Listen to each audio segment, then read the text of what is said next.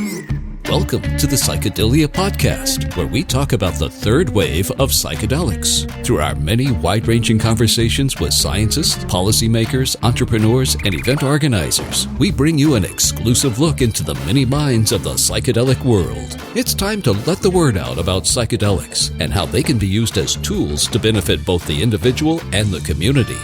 Welcome to the third wave. Welcome to the first ever Highcast. I'm going to start doing these more often where I'll record a podcast when under the influence of some sort of substance. Where I am now in the Netherlands, the substance is decriminalized, available. You can go into a store and you can buy it here. It's pretty fucking awesome. And the substance is cannabis. And I'm smoking a 100% sativa. It's called Utopia Haze. It's a bit strong. A lot of the cannabis in the Netherlands is it's like hydroponic, chronic shit that really gets you stoned. I was in Jamaica about a month ago. Now that was almost 5 weeks ago. Yeah, 6 weeks ago I was in Jamaica. And I was doing the Silicide Retreat in Jamaica for a week. And I arrived to my B&B, which I had found on Airbnb, and my host welcomes me, shows me my room, gives me a towel, and then of course asks, do I want some cannabis? And of course I'm like, hell yeah, I want some cannabis. That would be great. So he goes into his it was like on a compound of sorts. So he had a little place to himself. So we went back there, got some for me, came back, and it's like, okay, here it is. And he came out with probably 6 to 7 grams of cannabis. It was 6 to 7 grams. I was like, wow, that's a lot of cannabis. I don't know if I can pay you that much. I don't know if I can afford all this. I'm like, I don't need this. And he's like, dude, it's $10. So this dude sold me 7 grams of cannabis for $10, and it was damn good weed. This was grown outdoors. It's grown organically. There's no chemicals. It's typically not as well cured, so it's not as well dried. It's harder to break up. And for that reason, it's sometimes harder to light a joint. But man, when I would vaporizing that, I'm like, this is the real plant. This is the plant without the pesticides. This is the plant without kind of the Frankenstein-like approach. I really like this. And now I'm back to smoking Frankenstein weed.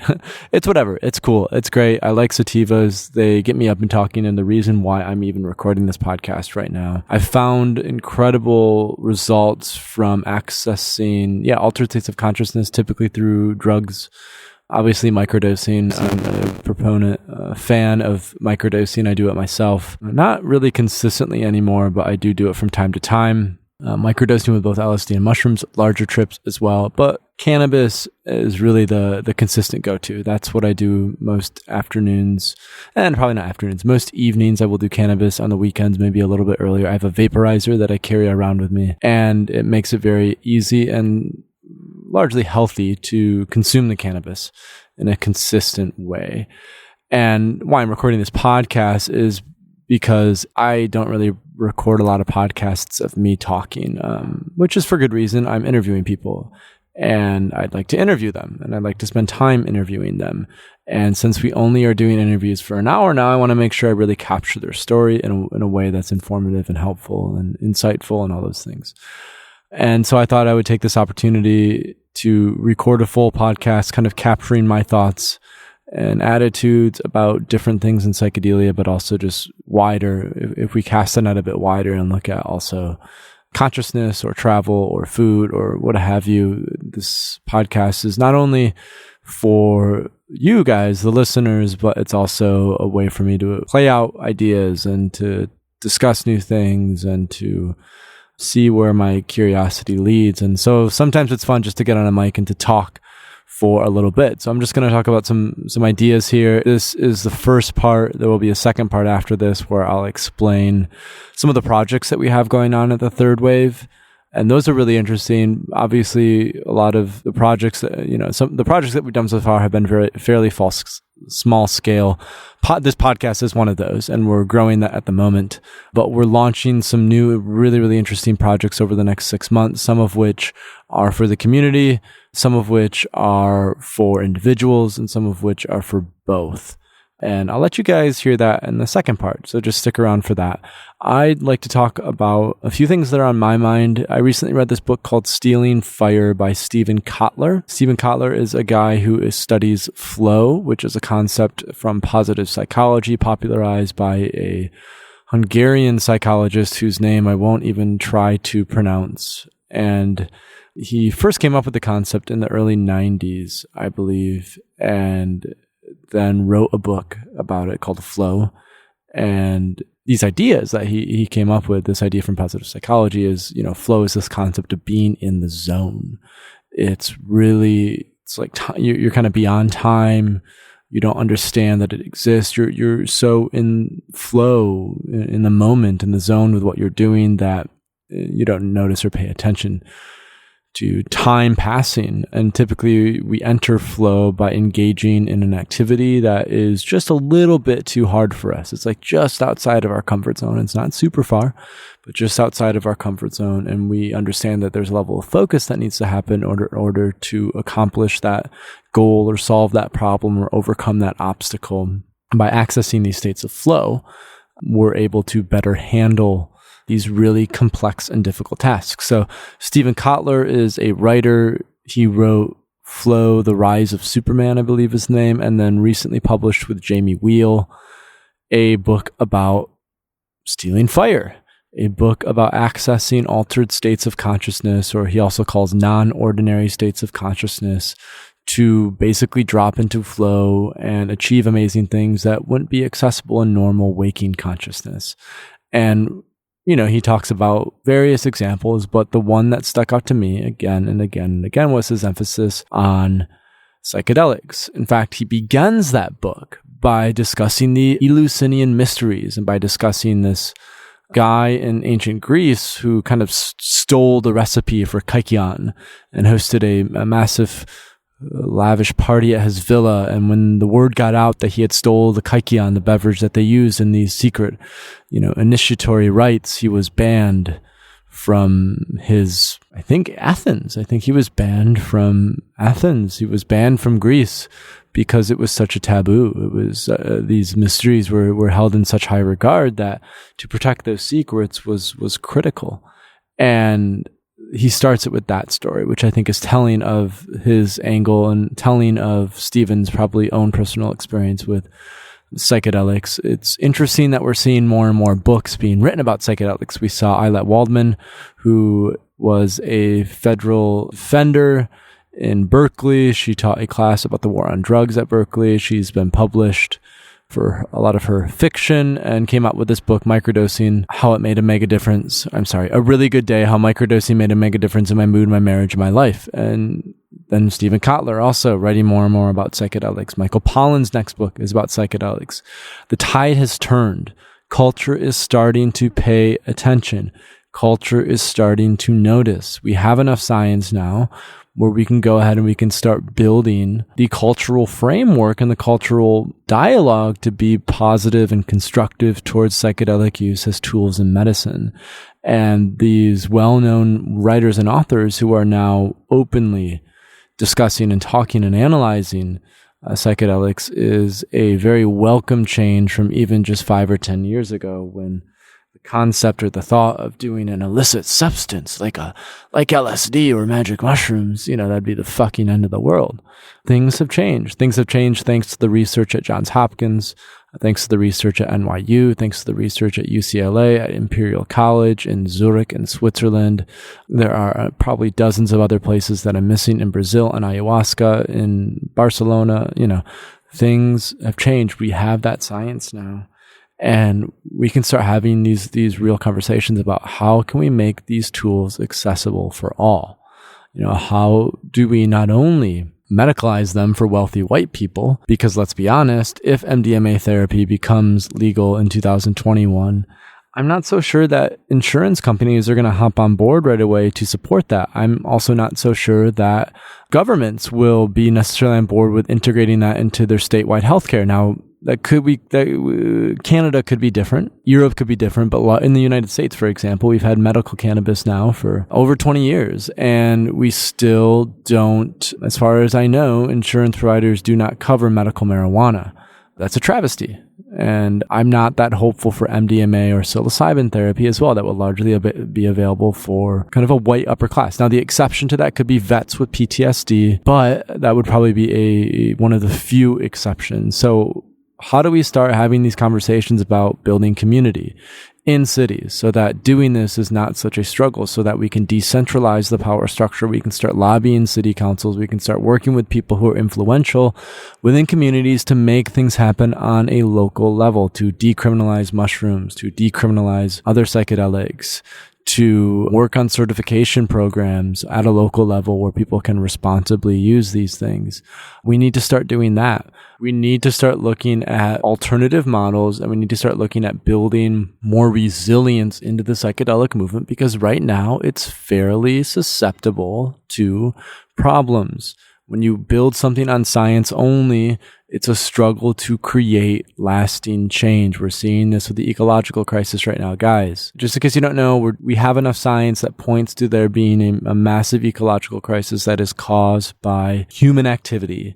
They're calling it the sixth mass extinction.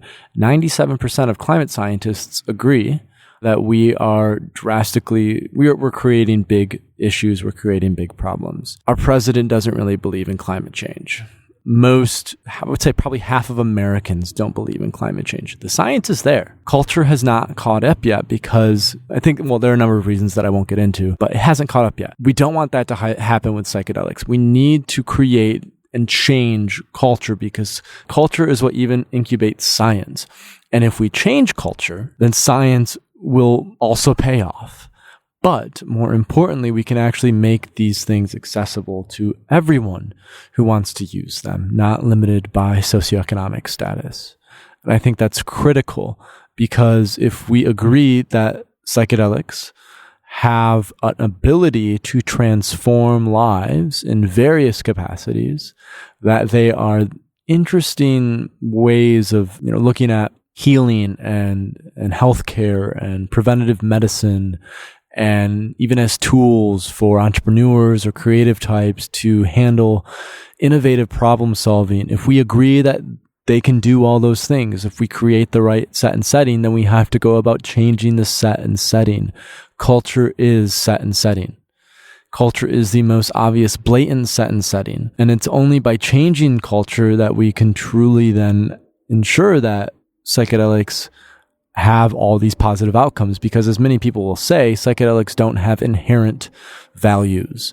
I've heard of this thrown around in the psychedelic community before, but basically, if you give a psychopath, a sociopath, a psychedelic, it'll just make him more of a sociopath. Charles Manson was a good example of that. However, it is thus the responsibility of culture to create less sociopaths. It is thus the responsibility of culture to incubate healthy communities and societies where more and more people are optimistic and positive about the future. And if you do that, you change the set and setting, you make it more likely that then psychedelics will have these dramatic transformative benefits that many of us who are listening to this podcast understand and know about. So culture is set and setting. What do we do to change culture? Well, we build communities. This is what we're doing at the third wave. I think the other thing that we do is you do it from both the decentralized model, but you do it from the top down as well. Aldous Huxley was known to have conversations with Timothy Leary, he had a conversation with Timothy Leary when Aldous Huxley was a visiting professor at MIT. Leary was at Harvard. They sat down to dinner. This was when Leary was just getting interested in LSD, had already tried psilocybin. And Huxley was like, hey, dude, I think we should keep this in the hands of people who can handle it. And Leary was like, yeah, sure, that sounds good. And then we know what happened next. Consciousness was dumped on the United States, and it had no context for it. It had no way to handle it. And so we dealt with a backlash. I like Huxley's advice. I think we do need to look at a decentralized model of building community in various cities. I think we also need to look at a top-down structure. Human nature is naturally hierarchical. We're not truly egalitarian. There is some type of structure. Now, we can be conscious of that structure. We can manage that structure to mitigate its downsides, but there is some sort of hierarchical structure still. How do we influence people who are influencers? This is what Malcolm Gladwell has talked about before. How do you influence people who are influencers? Authors, writers, philosophers, inventors, entrepreneurs, politicians. How do you talk to them? How do you engage with them? How do you have a conversation with them? Now, fortunate for us, our current economic model or society is going to be built by largely people who have done psychedelics. One sec. Burning Man, and this is something that was talked about in Stealing Fire by Stephen Kotler. Burning Man has incubated this kind of aspect of living in a non-ordinary state of consciousness, this aspect of exploring different dimensions and different ideas. And from that, and I don't know if it's a chicken or the egg thing necessarily. I don't know which one came first, but Burning Man and the combo of it being a lot of Silicon Valley people go to Burning Man. Elon Musk has been known to go to Burning Man. The co-founders of Google, Burning Man. It happens. It's happening more and more. These are the people who are building the future in which we will live, and all of them have done psychedelics. And if we agree that these people have had positive experiences using psychedelics, and if we agree that it's influenced them to create this almost web, this global web of consciousness and leverage this technology to have all these innovative breakthroughs, then maybe we can agree that many of them are going to help shape society for the better. That although capitalism does have its downsides, that we can transmute money into social capital to rebuild community, because people are now recognizing the negative consequences of the separation. They're recognizing the negative consequences of being too one-dimensional, being too materialist, being too focused on monetary gain. They've lost their touch with spirit. They lost their touch with the source. And they're now, I think we as a society are starting to recognize that we need that to live truly meaningful, maybe. I don't know if that's the right word. To live lives of content, to live lives of presence, to live lives of joy, but also sadness, to mitigate suffering. I think all of these things tie into that. And I think our business leaders, many of them, not all of them, I'm generalizing, but many of the ones that are especially young, under 50, I hope have their heart in the right place. And I think psychedelics have played a influential role in that. Of course, that remains to be seen.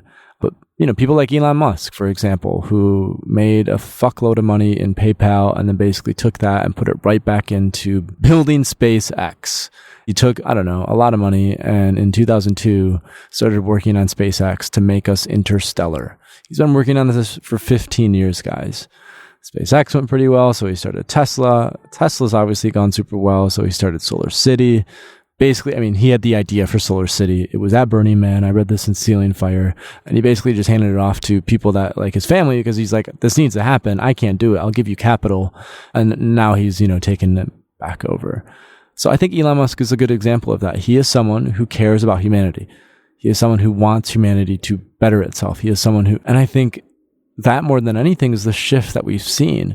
People are now starting to recognize that we are one Earth, and that the Earth is, one organism, even the Gaia principle, and that we can't survive without reconnecting with it. And people like Elon Musk are doing that. Other business leaders are doing that. And this is partly what we're trying to do through the third wave is we're trying to look at a social entrepreneurial model where we can provide things for people, consulting, coaching, services. I think services almost exclusively. The world doesn't need more stuff.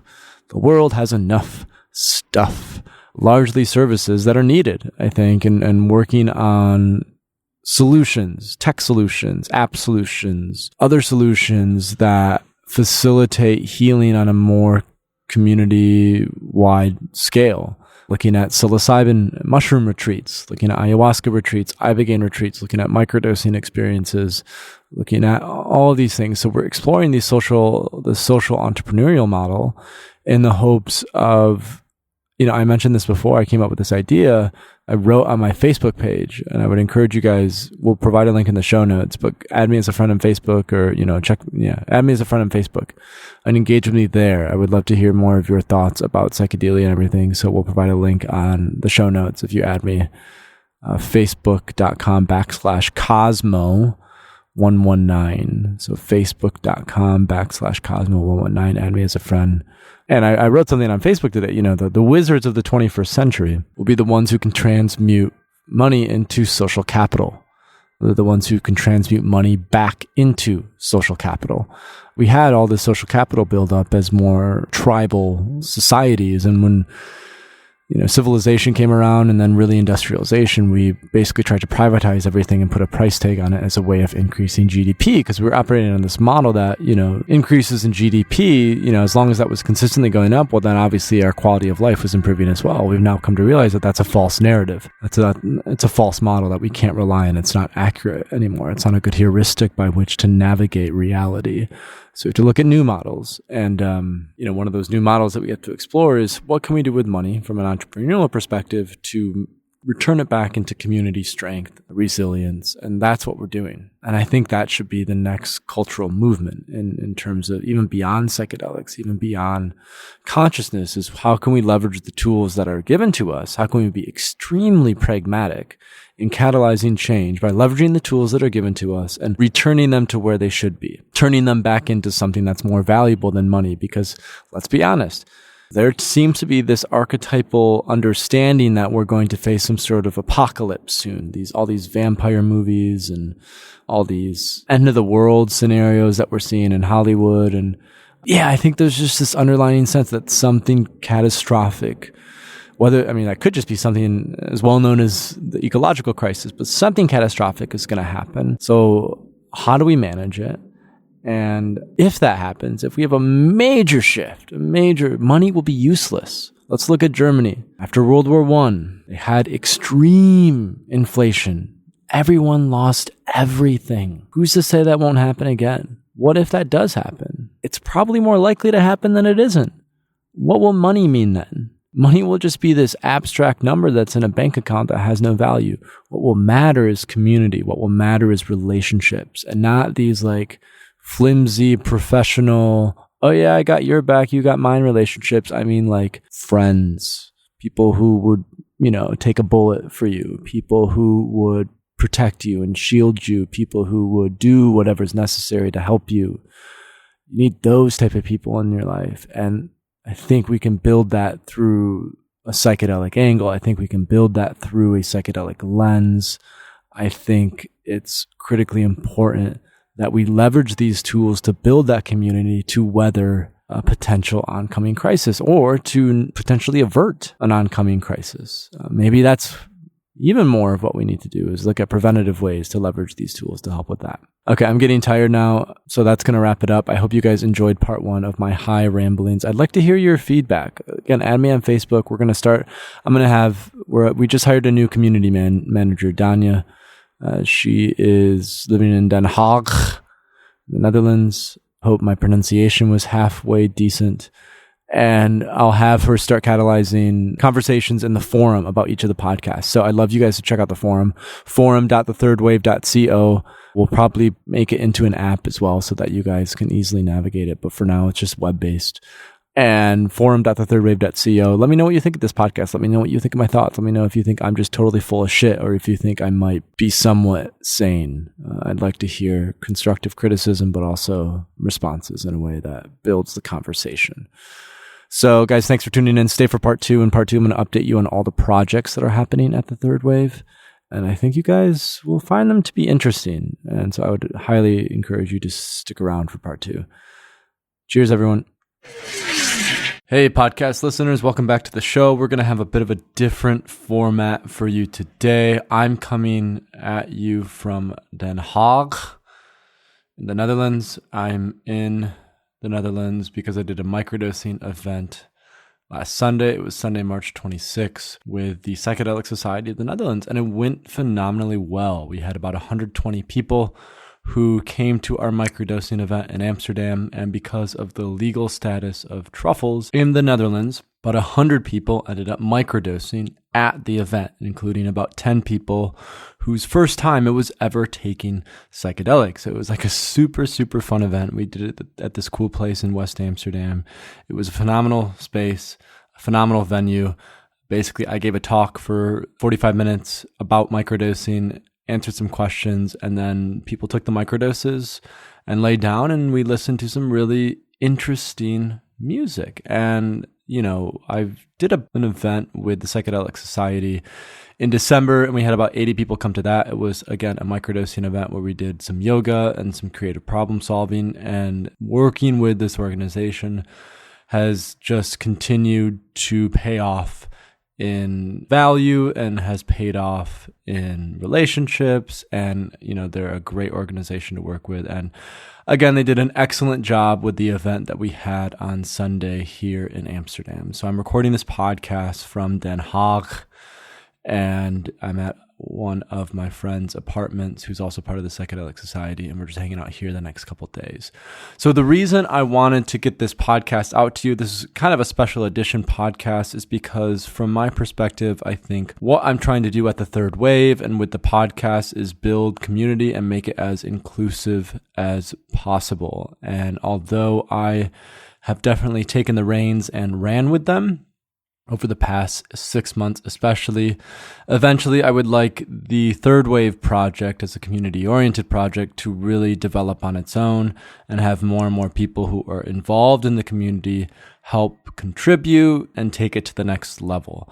I think what we've created at the Third Wave and what we're continuing to try to create is an educational, community-oriented resource that's easily accessible, well-designed, and has information that's backed by scientific research and general understanding and knowledge of facts, as well as obviously taking an angle towards how do we legitimize psychedelic substances for those who would like to use them. And I think that's a big reason why we focus so much on microdosing so far. So what I want to do with this podcast is I want to kind of clue you guys into what's going on from a more internal perspective at the Third Wave. So I want you to know what projects we're working on, what projects are coming out soon, basically what you can expect down the line. And I'm telling you this for a few reasons. The first reason is if you have a skill set, or if you know someone who has a skill set, or if you want to contribute in some way to our cause and our mission and our community, please send me an email or reach out to me and let me know.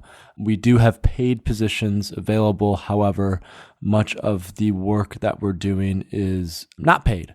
We'd like to have contributors who are not paid, but there is compensation available for certain things. So if you have a talent or a skill that you either want to just contribute for free or you want to explore if there is possible collaborative opportunities, that's why I want to let you kind of have an idea of what we're working on at the Third Wave. The second reason is because I think it just creates more anticipation for what's coming in the future. We're working on some really interesting and dynamic projects, and I think those of you who are listening will have an interest in at least some of them, maybe not all of them, but at least some of them. And so I want to clue you guys in on what those things are and what we're doing. So without much further ado, let's get started.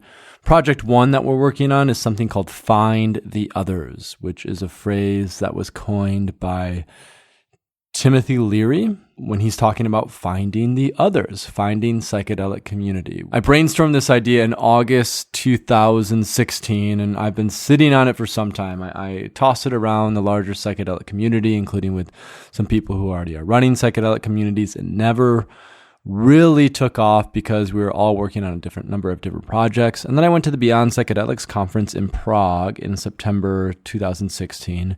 And we had a really big meeting about psychedelic community. And this was 6 months ago, and still nothing significant has happened. It's still kind of just slowly bumping along. And I've been patient and I've been waiting, and now I am a man of action. I like to do things. I like to make things happen. And so we're launching this project within the next month or so. And this project, which we're calling Find the Others, is a way for everyone to get involved in psychedelic communities. So right now there are about 60 psychedelic communities worldwide. There are probably honestly only 15 to 20 that are actually active, that meet on a consistent basis. The London Psychedelic Society is one, the Psychedelic Society of the Netherlands, the Brooklyn Psychedelic Society. A lot of the psychedelic societies, they are societies, but maybe they don't meet that often or they're not that active. And so what I want to do with this project is, one, I want to inspire and motivate people to start their own psychedelic communities in urban areas all across the world, at least in nation states where they have the ability to do so. I think there's potential to have 200 to 250, even more psychedelic communities and societies across the globe. And I think we should do something. We should create a catalyst to make that happen. And so I think that's the first aim of this project, is to incubate psychedelic community and society. The second aim is to develop leadership potential for those who are either already leading psychedelic societies or who want to lead a psychedelic society.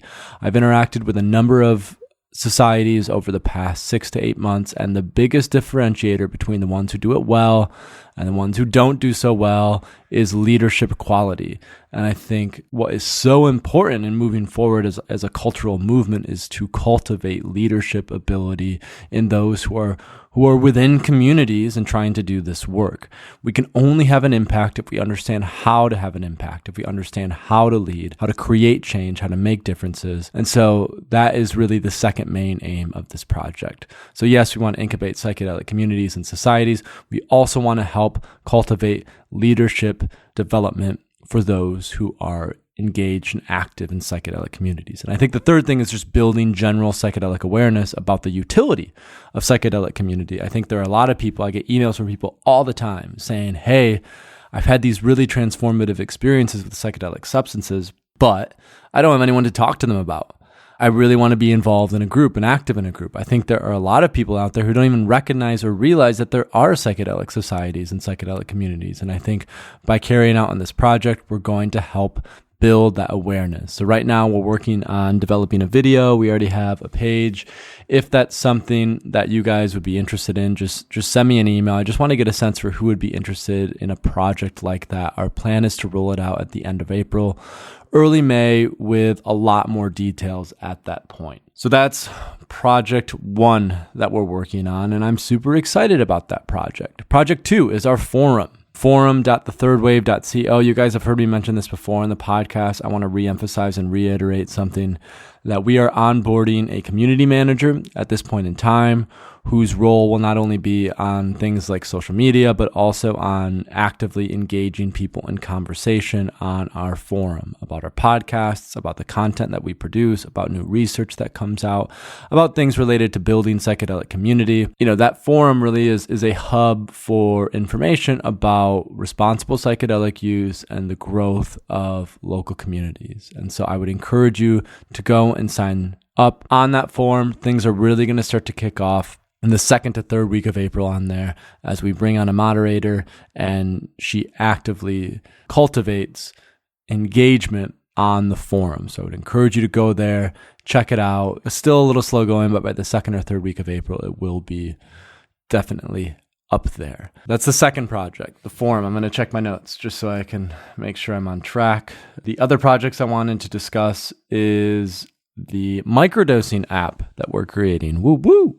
Yep, we are working with a developer who is helping us to build and create a microdosing app where it is much easier and more intuitive to track your microdosing, to get reminders about when you should microdose, to take notes on the experience of your microdosing, to track those notes over a long-term period, etc., etc. We're hoping to release that first version sooner rather than later. I would say at the latest by the end of May. I'm not completely sure yet, and expect to see that on the horizon as a microdosing app.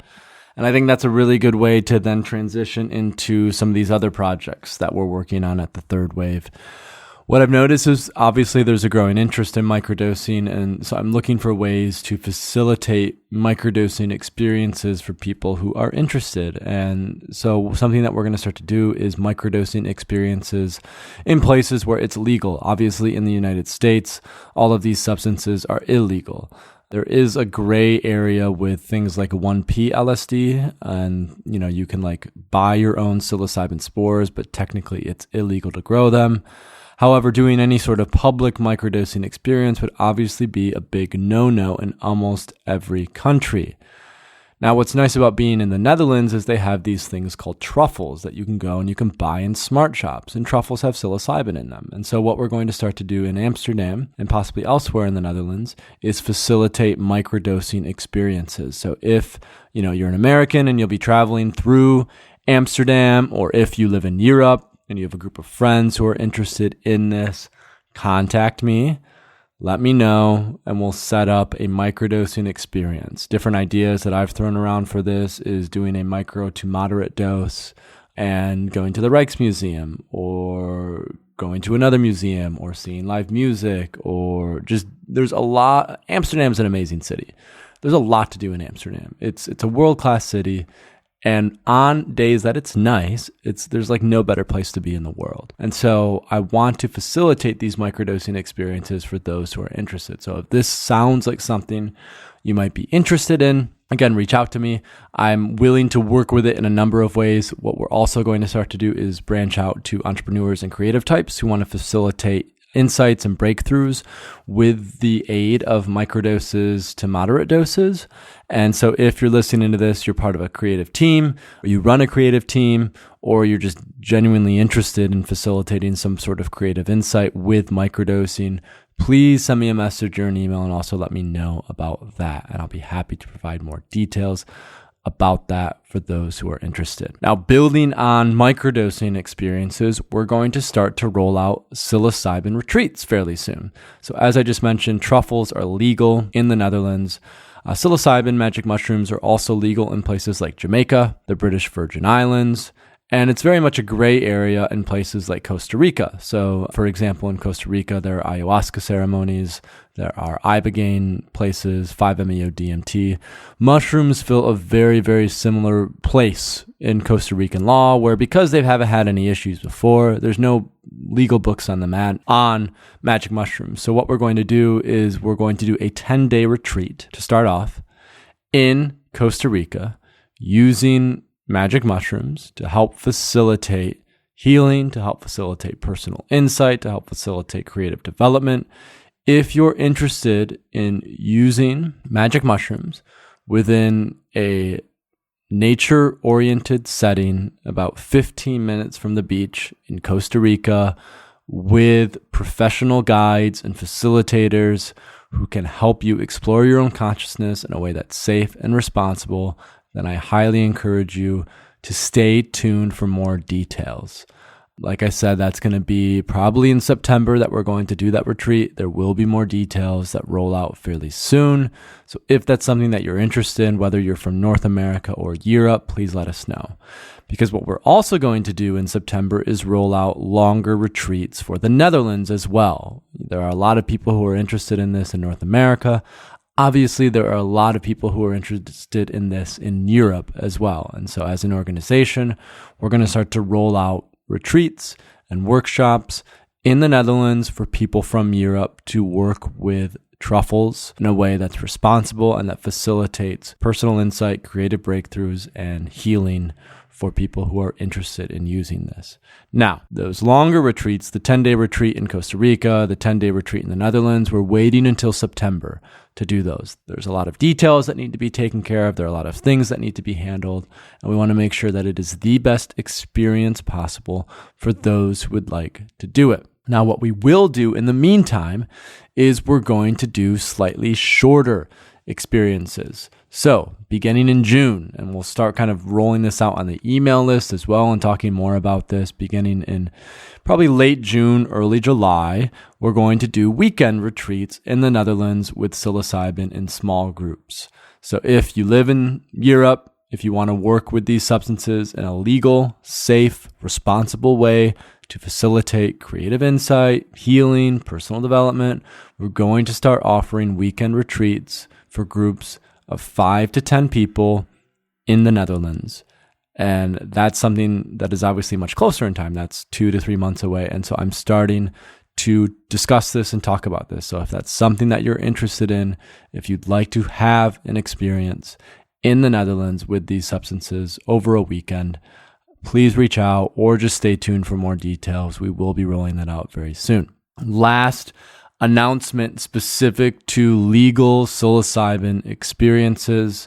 Recently in February, almost a month ago now, a little bit more than a month ago actually, I went down to Jamaica and I did a week-long psilocybin retreat down in Jamaica. I don't think I've spoken about it on the podcast yet, but it was an incredible experience. It was in a beautiful place, the southern coast of Jamaica, and we facilitated legal psilocybin experiences for 9 people in total and had a phenomenal time. Now, I will likely go back in July for a second retreat, and I'm opening the opportunity to go down to Jamaica in July with me for a legal psilocybin retreat for 3 people. So if that's something that you're interested in, that's just a few months away, about 3 months away now. It will be July 5 to 13.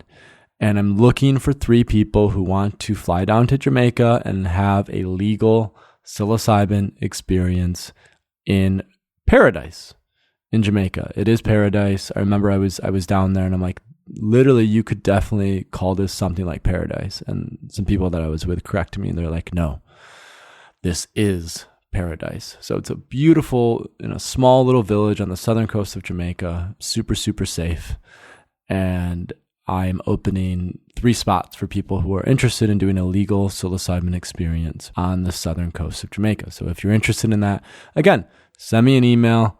Let me know more details. I will provide them as necessary. Now, I want to talk about one more thing. As many of you know, I run a business in the online language area. So, kind of brief backstory on me. I graduated from college in 2012 from university, May 2012. Immediately, I moved to Turkey.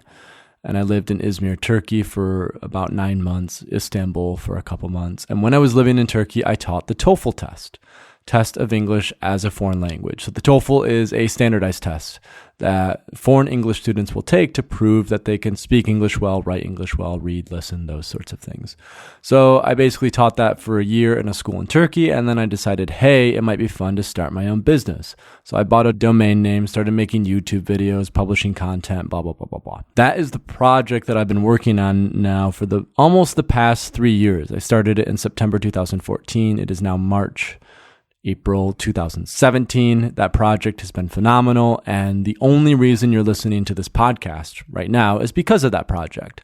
I was able to turn it into a profitable business. And, the website development you see in the third wave, all the articles that we produce, the graphic design, the publishing of the podcast, all of this costs money.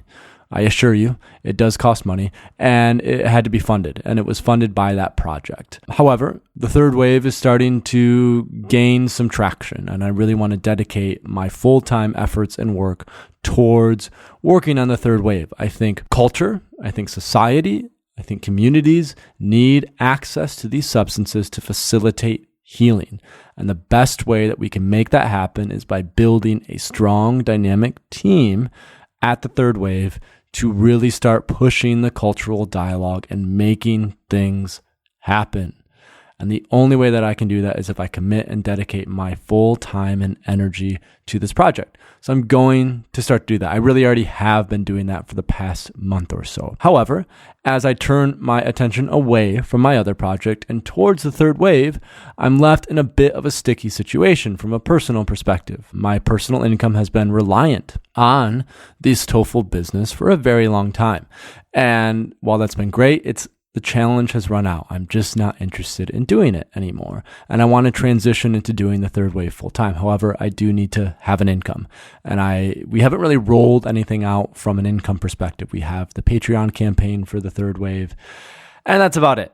I've been hesitant to do anything. However, it's time to discuss next details as a way to bridge the gap between my TOEFL business and what's going on at the third wave. I am looking to bring on 4 to 5 clients who want high-end, individualized coaching or consulting for ways of integrating the psychedelic experience to live a better life. And I'm looking to take on just 4 or 5 people into that role. There will be more details on that soon in the coming weeks.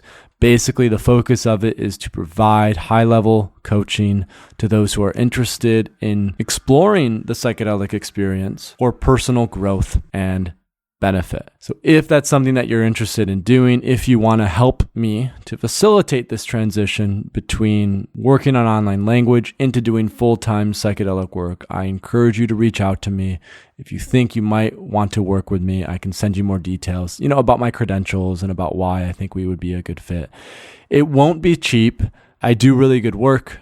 I can help people with a significant number of things, and I'm very well versed in the psychedelic experience and the implications that it has for an individual's life. However, for those who are really interested and committed to transforming their lives with the help of psychedelic substances, I would love to talk about ways that we can work together in the long term. So if that's something that you're interested in, then please, again, either stay tuned for more details, or as soon as you get off this podcast, just shoot me an email at paul@thethirdwave.co. paul@thethirdwave.co. Other announcements? Not really. If you can, please support this podcast by donating to the Patreon page. That would be phenomenal. There's not really too much else to go over. We're having a microdosing event in Copenhagen on April 8. We're also having a microdosing event in Berlin on April 9. And I will be at Psychedelic Science April 22 to 24, not 23 to 25. So the conference, I believe, is April 21 to 23. So my dates suck. The conference in its entirety, well, not in its entirety because there are like workshops a couple days before and the day after. But largely the conference will be April 21 to 23. And I will be at Psychedelic Science. And as a community, we're going to do a couple fun things. I would like to live stream Jim Fadiman's presentation about the research they have collected on microdosing so far. I will also do some type of community-oriented meetup. So if you're attending Psychedelic Science, or even if you live in the Bay Area, shoot me a message. Let me know.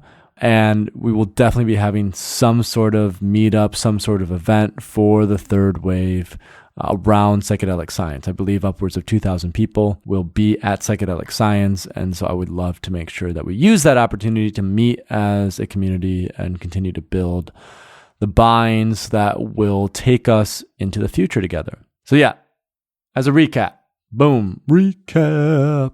Find the Others project, building psychedelic community, incubating it. We're coming out with a microdosing app. We're onboarding a new community manager who's going to get the forum up and going. So I would encourage you guys to go there. Anyway, follow us on Twitter and like us on Facebook because that's cool to do. And then we're going to start doing microdosing experiences in the Netherlands. If you're interested in that, shoot me a message. We'll have Silicide Retreats that we're rolling out in Costa Rica, Jamaica, and the Netherlands. And as a way to help facilitate my personal transition into actually making an income, I will be offering high-level coaching and consulting for those who want to improve their lives with the use of psychedelic substances. Note, I will not provide the substance. Well, unless you're in the Netherlands, because that's legal. Otherwise, it's illegal, and I can't do that shit. You'll have to have the substance yourself, and I will just be providing insights into, okay, how do you prepare for the experience? What should you do when you have the experience? And most importantly, how do you integrate the experience and then execute on the insights and breakthroughs that you have to live a better life? So guys, that's it. That's the special little podcast, is getting you up to date on what's going on in our internal world. And if you want to contribute in any way to what we're doing, please reach out, send us a message. I would love to hear from all of you. This is a community project, and the more people who are involved, the sooner we can legitimize psychedelic substances for those who need access to them. So thanks again for tuning in, and I will see you guys for the next regularly scheduled podcast. Thanks for listening to the Psychedelia Podcast with Paul Austin.